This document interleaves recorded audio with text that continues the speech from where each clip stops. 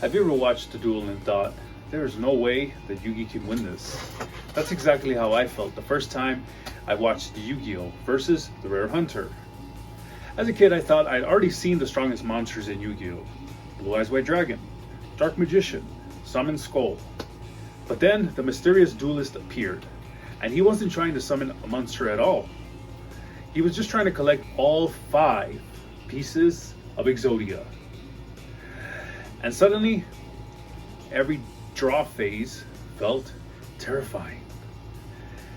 Growing up, Saturdays were special.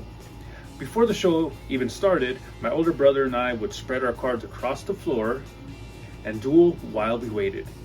I had Yugi's starter deck, and my brothers had Kaiba's. We didn't know every rule, but we didn't care.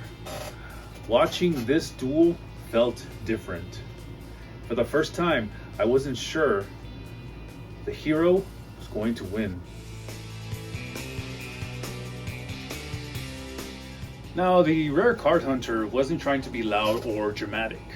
He barely spoke, and he didn't rely on a powerful ace monster.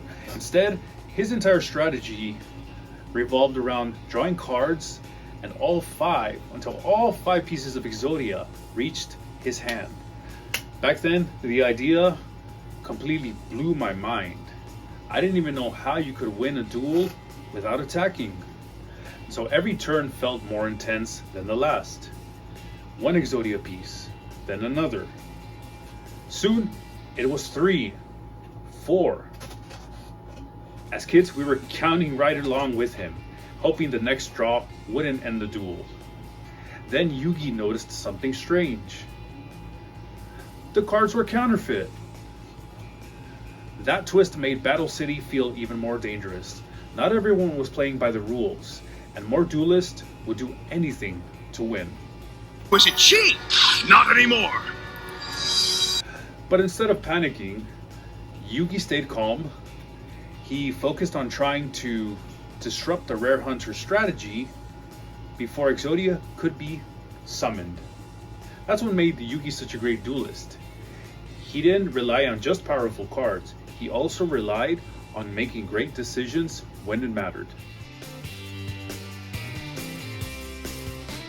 So looking back now, this duel was about much more than Exodia.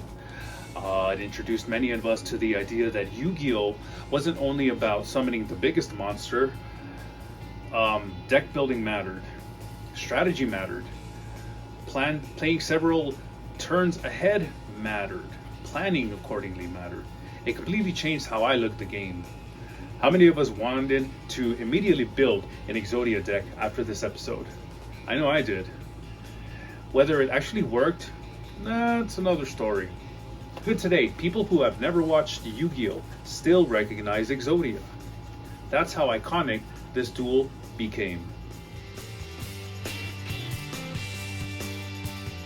Years later, I still get excited by Yugi facing the Rare Hunter.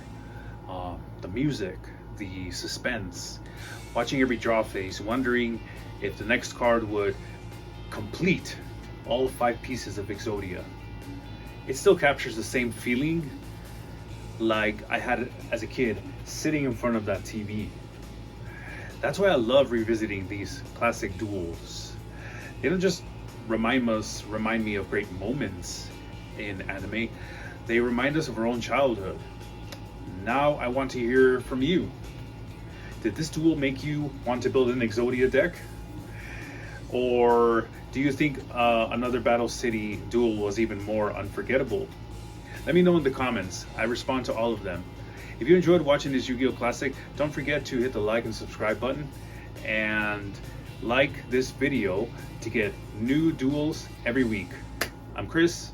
Catch you next time. Peace.